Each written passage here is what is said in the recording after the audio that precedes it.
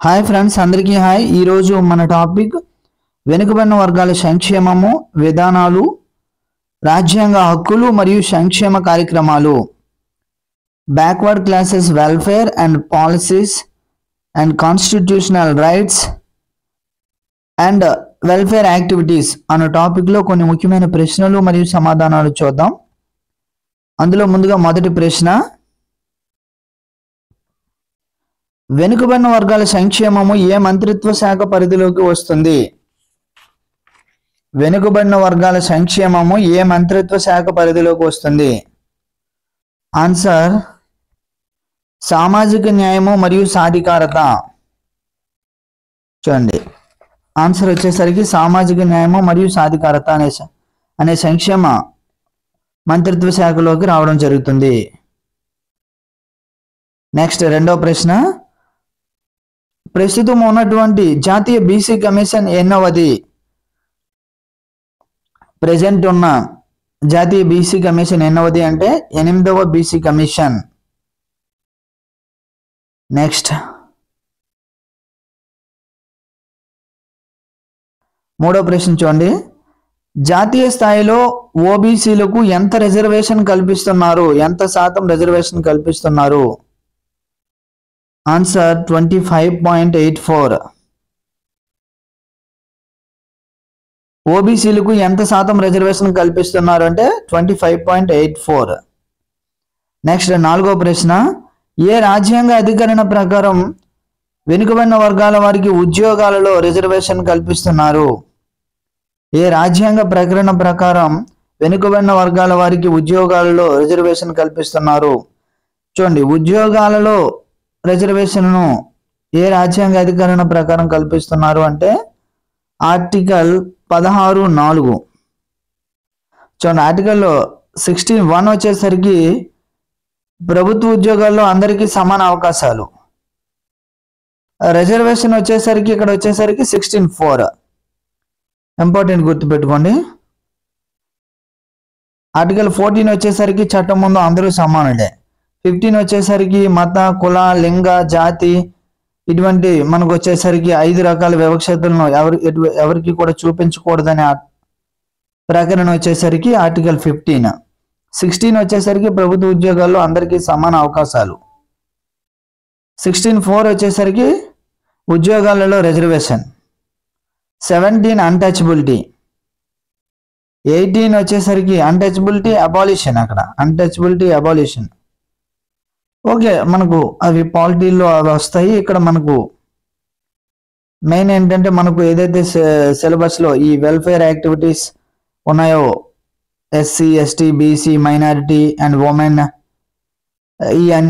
వీరందరి గురించి మనకు సిలబస్లో ప్రస్తావించడం జరిగింది కనుక ఈ యొక్క ప్రశ్నలన్నీ కూడా మనకు చాలా చాలా ఇంపార్టెంట్, గమనించండి అందరూ కూడా. నెక్స్ట్ ఆ తర్వాత మన యొక్క వీడియో కొంతమంది మనకు మెసేజ్లు పెడుతున్నారు, కామెంట్ చేస్తున్నారు ఏంటంటే వీడియో క్లియర్గా కనిపించడం లేదని. మీరు వీడియో చూస్తున్నప్పుడు పైన సెట్టింగ్స్లోకి వెళ్ళి క్వాలిటీ అనే ఆప్షన్ను క్లిక్ చేసి అక్కడ రెజల్యూషన్ పెంచినట్లయితే వీడియో క్లియర్గా కనిపిస్తుంది. అదేవిధంగా ఇంకా మన యొక్క ఛానల్ని సబ్స్క్రైబ్ చేయని వారు ఎవరైనా ఉంటే వెంటనే సబ్స్క్రైబ్ చేయండి, మరియు అందరూ లైక్ చేయండి, మీ ఫ్రెండ్స్ అందరికీ కూడా షేర్ చేయండి. ఏదైనా డౌట్ ఉంటే కామెంట్ సెక్షన్లో కామెంట్ చేయండి. ఓకే, నెక్స్ట్ 5వ ప్రశ్న చూద్దాం. మండల్ కమిషన్ ఏ అధికరణ ఆధారంగా ఏర్పాటు చేశారు? 5వ ప్రశ్న చూడండి, మండల్ కమిషన్ ఏ అధికరణ ఆధారం ఏ అధికరణ లేదా ప్రకరణ లేదా ఆర్టికల్ అన్నీ కూడా ఒకటే అర్థం వస్తుంది. మండల్ కమిషన్ ఏ ఆర్టికల్ ఆధారంగా ఏర్పాటు చేయడం జరిగినది? ఆన్సర్ 340. చూడండి, బీసీ కమిషన్ కూడా మనకు 340 ప్రకరణే. నెక్స్ట్ 6వ ప్రశ్న, కాకా సాహెబ్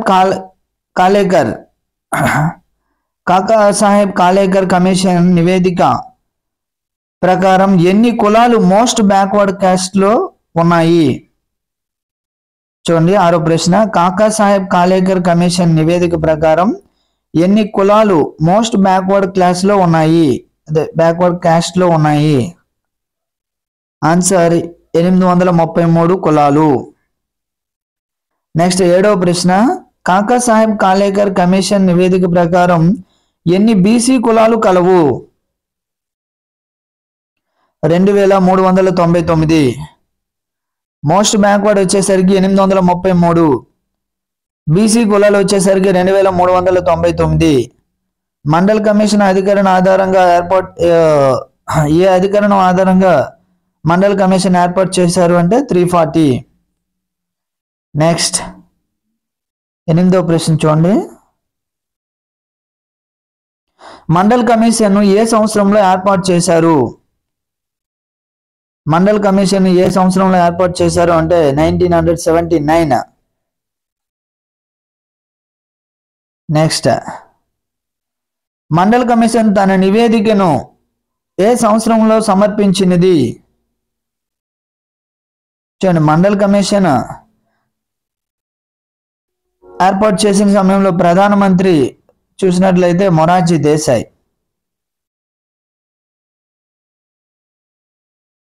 నెక్స్ట్ మండల్ కమిషన్ తన నివేదికను ఏ సంవత్సరంలో సమర్పించినది?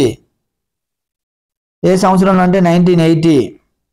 నెక్స్ట్ 10వ ప్రశ్న, ఓబీసీలను గుర్తించేందుకు గాను మండల్ కమిషన్ ఎన్ని అంశాలను పరిగణలోకి తీసుకుంది? ఓబీసీలను గుర్తించడానికి మండల్ కమిషన్ ఎన్ని అంశాలను పరిగణలోకి తీసుకుంది అంటే 11 అంశాలు. నెక్స్ట్ 11వ ప్రశ్న, మండల్ కమిషన్ గుర్తించిన ఓబీసీ కులాల సంఖ్య 3743.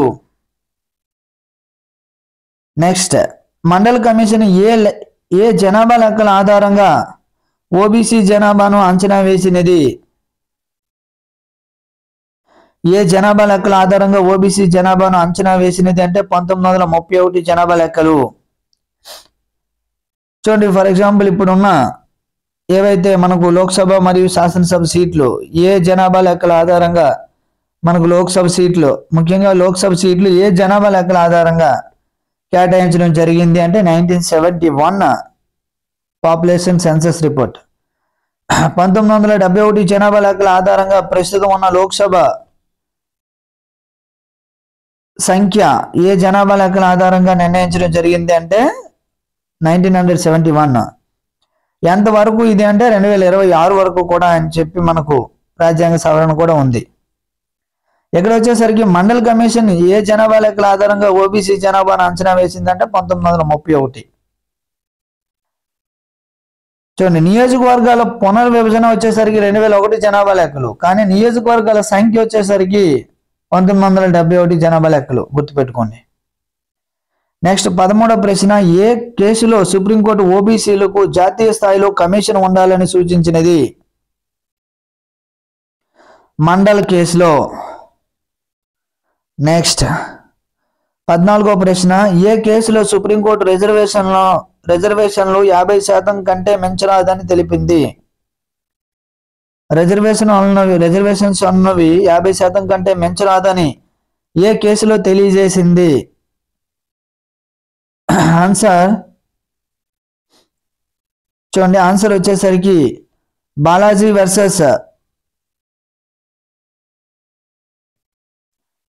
వర్సెస్ స్టేట్ ఆఫ్ కర్ణాటక కరెక్టే. Devadasan versus state of Tamil Nadu కరెక్టే. Indira Sawhney versus union of India. So answer వచ్చేసరికి 1, 2, 3 మనకు ఈ 3 కేసుల్లో కూడా రిజర్వేషన్లు అన్నవి 50% కంటే మించరాదని తెలియజేయడం జరిగినది. Balaji versus state of Karnataka, Devadasan versus state of Tamil Nadu, Indira Sawhney versus union of India. ఈ కేసులలో సుప్రీంకోర్టు రిజర్వేషన్లు అన్నవి 50% కంటే మించరాదని తెలియజేయడం జరిగినది. మరి 4th option Vishakha versus state of Rajasthan case దేనికి సంబంధించినది? Vishakha versus state of Rajasthan వచ్చేసరికి పని ప్రదేశంలో మహిళను సెక్షువల్ హరాస్మెంట్ గురి చేయరాదని చెప్పి తెలియజేసినదే Vishakha versus state of Rajasthan case. Next 15వ ప్రశ్న, ఉమ్మడి ఆంధ్రప్రదేశ్లో మురళీధరరావు కమిషన్ ఏ సంవత్సరంలో ఏర్పాటు చేశారు? 1982. నెక్స్ట్ ప్రస్తుతం ఓబీసీలకు క్రిమీ లేయర్ పరిమితి ఎంత? చూడండి, అన్ని మనకు కాంపిటేటివ్ కానీ ఏదైనా ఉద్యోగానికి కానీ సెలెక్ట్ అయ్యేటప్పుడు కాంపిటేటివ్ ఎగ్జామ్లో కానీ creamy layer are you creamy layer yes or no అని మనకి ఇవ్వడం జరుగుతుంది. సో క్రిమీ లేయర్ వర్గానికి ఎవరు చెందుతారు? ఎవరి యొక్క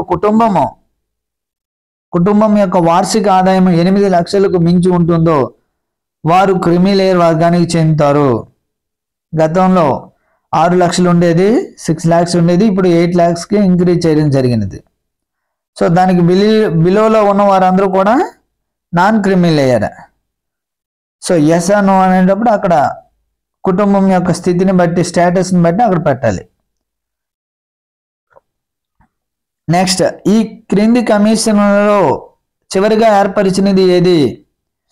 ఈ క్రింది కమిషన్లలో చివరిగా ఏర్పరిచినది ఏది? చూడండి, 17వ ప్రశ్న, రోహిణి కమిషన్. నెక్స్ట్ చూడండి, కన్ఫ్యూజ్ చేయడానికి రోషిని అని ఇచ్చాడు. ఇక్కడ మనం ఆ యొక్క స్పీడ్లో తప్పు చేయడానికి ఎక్కువ అవకాశం ఉంటుంది. అదే మండల్ కమిషన్ అయితే 1979, గుర్తుపెట్టుకోండి. నెక్స్ట్ 18వ ప్రశ్న, మొదటి జాతీయ బీసీ కమిషన్కు సంబంధించి సరైన దానిని గుర్తించండి.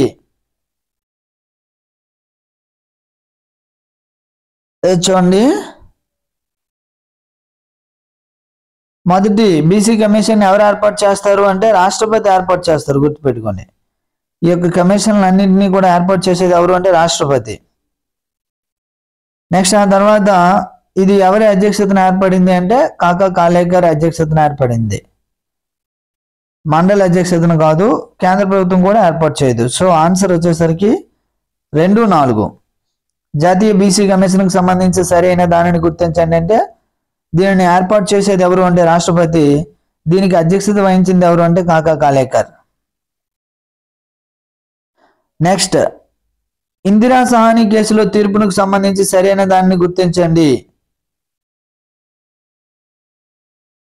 ఇది చూడండి, ఓబీసీలో రిజర్వేషన్లు రాజ్యాంగబద్ధమే, కరెక్ట్. ఓబీసీలో రిజర్వేషన్లు రాజ్యాంగబద్ధమే అని చెప్పి ఇక్కడ తెలియజేయడం జరిగింది. నెక్స్ట్, ఈబీసీల రిజర్వేషన్లు రాజ్యాంగ విరుద్ధం అని చెప్పి తెలియజేయడం జరిగింది.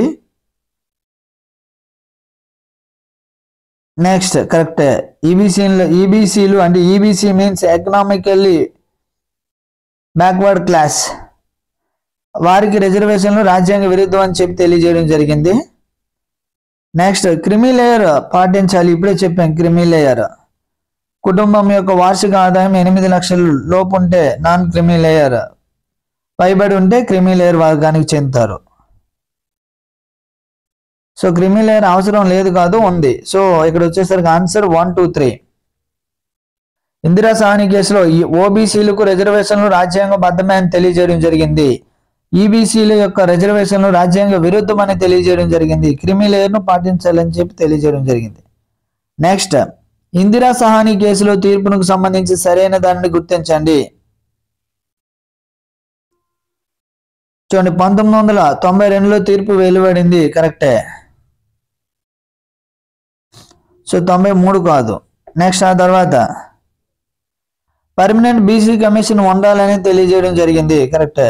పర్మనెంట్ బీసీ కమిషన్ ఉండాలని చెప్పి తెలపడం జరిగినది.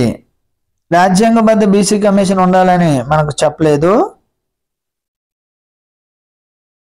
పర్మనెంట్ బీసీ కమిషన్ ఉండాలని చెప్పి తెలియజేయడం జరిగినది. So answer 1, 3. నెక్స్ట్,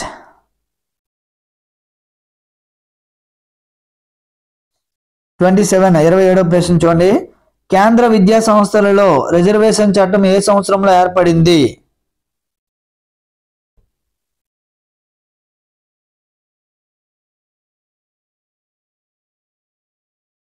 ఓకే సరే, మనం 21వ ప్రశ్న చూడండి.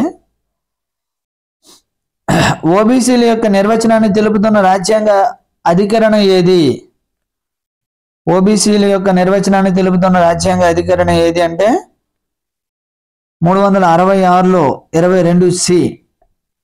ఓబీసీల యొక్క నిర్వచనం తెలుపుతున్న రాజ్యాంగ అధికరణ 366లో 22C గుర్తుపెట్టుకోండి. నెక్స్ట్ 22వ ప్రశ్న, జాతీయ వెనుకబడిన వర్గాల కమిషన్ చట్టము ఏ సంవత్సరంలో ఏర్పాటు అయినది?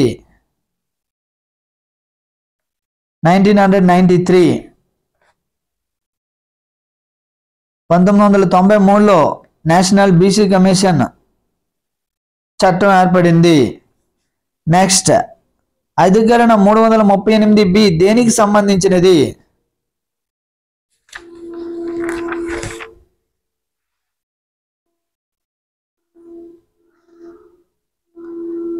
చూడండి, ఆర్టికల్ 338 దేనికి సంబంధించినది?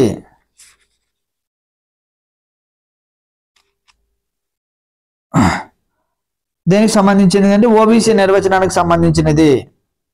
చూడండి, ఓబీసీకి సంబంధించి ఈ యొక్క బీసీకి సంబంధించి మనకు ఆర్టికల్ వచ్చేసరికి ఆర్టికల్ 340. ఈ బీసీ కాన్స్టిట్యూషన్ యాక్ట్ వచ్చేసరికి 102. బీసీలకు రాజ్యాంగ సవరణ చట్టం వచ్చేసరికి 102. ఆర్టికల్ వచ్చేసరికి 340. అదే ఈబీసీ కాన్స్టిట్యూషనల్ అమెండ్మెంట్ యాక్ట్ వచ్చేసరికి 103. ఈబీసీ అమెండ్మెంట్ యాక్ట్ వచ్చేసరికి 103. బీసీ యాక్ట్ వచ్చేసరికి 102. బీసీలకు సంబంధించి రాజ్యాంగ ప్రకరణ 340 గుర్తుపెట్టుకోండి. నెక్స్ట్ ఇక్కడ వచ్చేసరికి 23 చూడండి, 338B దేనికి సంబంధించినది అంటే ఓబీసీ నిర్వచనము. నెక్స్ట్ 24, ప్రస్తుత జాతీయ బీసీ కమిషన్ చైర్మన్ ఎవరు? హన్స్రాజ్ గంగారాం అహీర్. చూడండి, కరెంట్ అఫైర్ రిలేటెడ్లో అడిగే అవకాశం ఉంటుంది. అదే ఎస్సీ కమిషన్ చైర్మన్ అయితే విజయ్ సంప్లా. ఇక్కడ ఆప్షన్ 2 అనేది ఎస్సీ కమిషన్ చైర్మన్ అతను విజయ్ సంప్లా. నెక్స్ట్ 25వ ప్రశ్న, జస్టిస్ రోహిణి కమిషన్కు సంబంధించి సరైన దానిని గుర్తించండి. చూడండి, 2017లో ఏర్పాటు చేశారు. కరెక్టే, 2017. సో 18 కాదు ఇక్కడ. నెక్స్ట్ ఆ తర్వాత 340 అధికరణ క్రింద ఏర్పాటు చేశారు. కరెక్టే. సో 338B కాదు. సో ఆన్సర్ వచ్చేసరికి 13. నెక్స్ట్ 26వ ప్రశ్న, జస్టిస్ రోహిణి కమిషన్కు సంబంధించి సరైన దాన్ని గుర్తించండి. దీనిని చూడండి, ఈ కమిషన్ వచ్చేసరికి రాష్ట్రపతి ఏర్పాటు చేశారు. కరెక్టే. కేంద్ర ప్రభుత్వం ఏర్పాటు చేసినది తప్పు, ఎందుకంటే రాష్ట్రపతి ఏర్పాటు చేశారు కాబట్టి. నెక్స్ట్ 31 జూలై 2023 నివేదిక సమర్పించారు. కరెక్టే. నెక్స్ట్ ఆ తర్వాత ఆప్షన్ 4 చూడండి, బీసీల సబ్ కేటగిరీ తయారు చేసేందుకై ఈ కమిటీని నియమించారు. కరెక్టే, బీసీలో సబ్ కేటగిరీని తయారు చేయడానికి ఈ కమిటీని నియమించడం జరిగినది. So answer C. నెక్స్ట్ 27 27వ ప్రశ్న చూడండి, కేంద్ర విద్యా సంస్థలలో రిజర్వేషన్ చట్టం ఏ సంవత్సరంలో ఏర్పడింది? ఆన్సర్ 2007.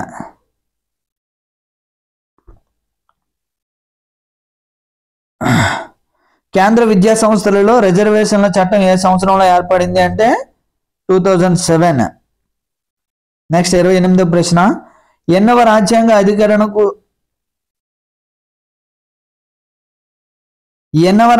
అధికరణకు సవరణలు చేసి కేంద్రీయ విద్యా సంస్థలలో రిజర్వేషన్లు కల్పిస్తున్నారు? ఆన్సర్ ఎన్నవ అధికరణకు అంటే మనకు 15వ ఆర్టికల్. చూడండి, ఎన్నవ రాజ్యాంగ అధికరణకు సవరణలు చేసి కేంద్రీయ విద్యా సంస్థల్లో రిజర్వేషన్ కల్పిస్తున్నారంటే ఆర్టికల్ 15. నెక్స్ట్, కేంద్రీయ విద్యా సంస్థలలో ఓబీసీ విద్యార్థులకు ఎంత శాతం రిజర్వేషన్లు ఇస్తున్నారు? 27%. నెక్స్ట్, జాతీయ వెనుకబడిన వర్గాల ఆర్థికాభివృద్ధి సంస్థ అనునది. చూడండి, జాతీయ వెనుకబడిన వర్గాల ఆర్థికాభివృద్ధి సంస్థ అనునది ఏ రకమైనది అంటే లాభాపేక్ష లేని కంపెనీ. కరెక్టే. ఈ ఆర్థిక అభివృద్ధి సంస్థ అనున్నది లాభాపేక్ష లేని కంపెనీ. యాక్చువల్గా లాభాపేక్ష లేని సంస్థగా మనం చెప్పొచ్చు కంపెనీ అనే దానికన్నా. ఇక్కడ ఆప్షన్ బట్టి మనం చెప్తున్నాం. నెక్స్ట్ 31వ ప్రశ్న, వెంచర్ క్యాపిటల్ ఫండ్ ఫర్ ఓబీసీలకు సంబంధించి సరైన దానిని గుర్తించండి. వెంచర్ క్యాపిటల్ ఫండ్ ఫర్ ఓబీసీలకు సంబంధించి సరైన దానిని గుర్తించండి. ఆన్సర్ చూడండి, ఇది 2017లో ప్రారంభించారు. నెక్స్ట్, ఓబీసీ పారిశ్రామికవేత్తలకు సహాయం చేయడం కొరకు. కరెక్టే. ఇది వెంచర్ క్యాపిటల్ ఫండ్ ఫర్ ఓబీసీకి సంబంధించి చూసినట్లయితే 2017లో 2017లో ప్రారంభించారు మరియు ఓబీసీ పారిశ్రామికవేత్తలకు సహాయం చేయడం కొరకు ఉద్దేశించబడినది. నెక్స్ట్ చూడండి, న్యూ స్వర్ణిమ పథకానికి సంబంధించి సరైన దానిని గుర్తించండి. న్యూ స్వర్ణిమ పథకానికి సంబంధించి సరైన దానిని గుర్తించండి.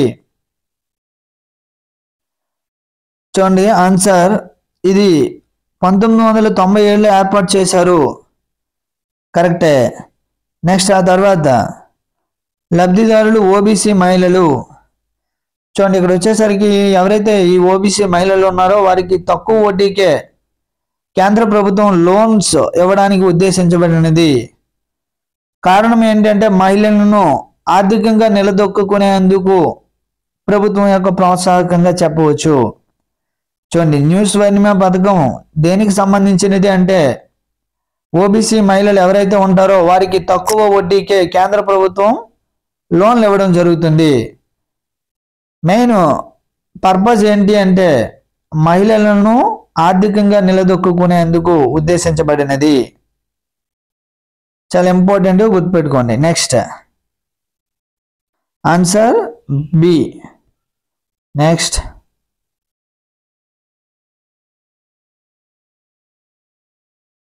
నెక్స్ట్ పిఎం దక్ష పథకం యొక్క లబ్ధిదారులు ఎవరు? పిఎం దక్ష పథకం యొక్క లబ్ధిదారులు ఎవరు అంటే ఓబీసీలు. చూడండి ఇక్కడ కూడా పిఎం దక్ష ఉద్దేశము, దీని యొక్క ముఖ్య ఉద్దేశం ఏమిటి అంటే స్కిల్లింగ్ ఆఫ్ మార్జినలైజ్డ్ పర్సన్స్. చూడండి, skilling of marginalised persons for covering ఎస్సీస్, ఓబీసీ, ఈబీసీ, డిఎన్టీస్ ఎవరైతే ఉన్నారో వారందరికీ ఉద్దేశించబడినది ఈ పిఎం దక్ష. ఎస్సీ మరియు ఓబీసీ మరియు ఈబీసీ, డిఎన్టీ మీన్స్ ఎవరైతే సెమీ న్యూమాటిక్ ట్రైబ్స్ ఉంటారో వారి కొరకు ఉద్దేశించబడినది. వీరందరూ skilling of marginalised person covering, skilling ఇవ్వడానికి ఉద్దేశించబడింది. ఎవరికంటే SC, EBC, OBC, DNT means semi pneumatic tribes ఎవరైతే ఇంకా చెప్పాలంటే సంచారి జాతులు వారి కొరకు ఉద్దేశించబడినది. సో ఆన్సర్ వచ్చేసరికి ఇక్కడ మనకి ఏమవుతుంది?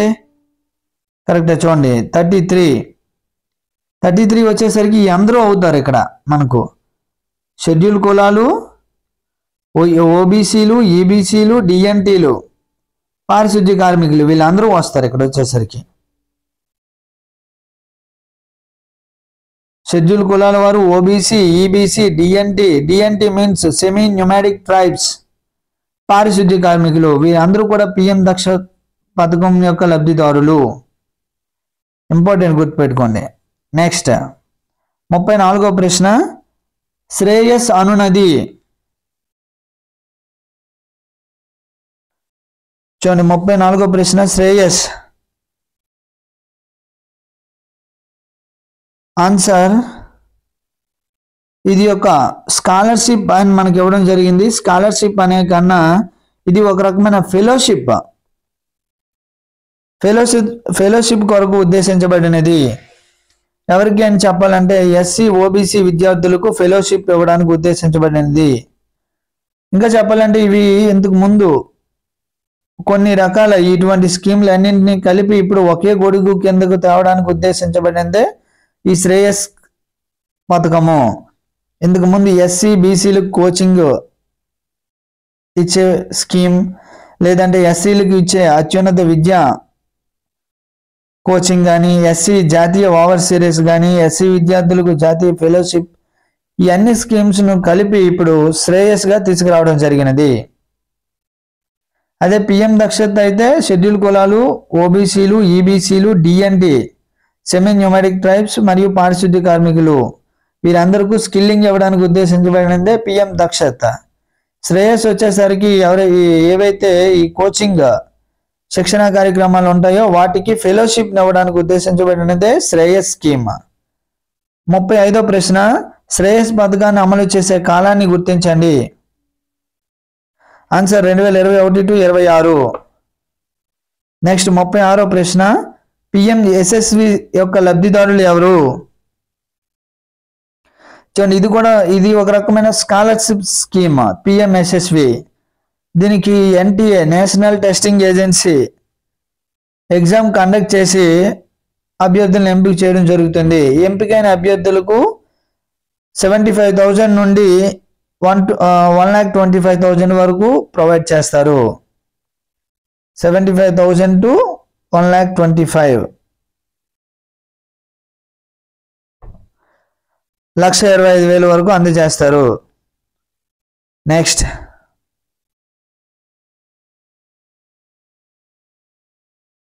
పిఎం యశస్వి యొక్క లబ్ధిదారులు ఎవరు? పిఎం యశస్వి లబ్ధిదారులు ఎవరు అంటే ఓబీసీ విద్యార్థులు కరెక్టే, ఈబీసీ విద్యార్థులు, డిఎన్టీలు, ఈ ముగ్గురు కూడా పిఎం యశస్వి స్కీమ్ లబ్ధిదారులు.